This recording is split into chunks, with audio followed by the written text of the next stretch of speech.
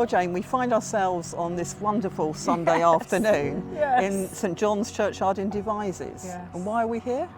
Well, following this week's national apology from the Church of England with respect to historical adoption practices that took place in mother and baby homes. There was one such here affiliated to the Church of England, the Girls' Hostel here in Devizes, which was functioning, we think, between the 1940s and the early 1970s, and were admitting young women as young as 14 who were expecting. And I suppose looking back, there's all things in our lives that we regret. That if we think that if we did those now, it wouldn't be like that. And I guess that's the same for our country. I guess that's the same for our church, which is why this week's apology has been really important. Because as we look back, we realise that young women, pregnant young women, were not treated well, and their babies were adopted.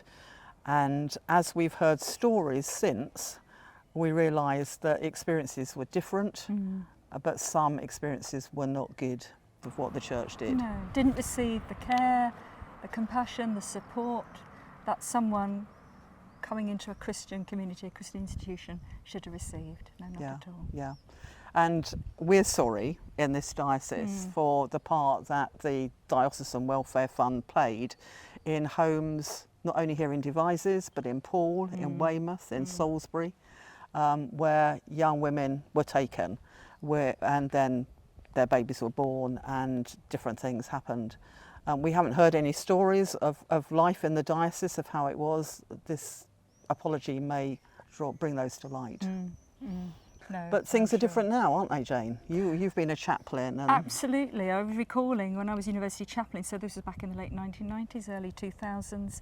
And one summer I had two undergraduates come to me, both in their late teens, unexpectedly pregnant. They weren't in long-term relationships. They did not have a clue what to do. Really difficult decisions before them, but they had a choice, which it seems to me so many of these young mums in these homes didn't have to the same extent. And I think it was a time when respectability really mattered. These things were done in secret, and looking back, we can see practices that were not good, that were not kind. So, as we come to this point, there'll be opportunities in the diocese for prayer, both here at St John's and both down in Poole next month, and more details of those will be given. Good. But we do, as we stand here, remember those, and we do pray for people who have bad experiences of that past. And we do pray also for people making a choice now, and in that they will have good support in the decision making that they need to make. That so many young women in those decades past in these homes very unfortunately didn't. Yeah.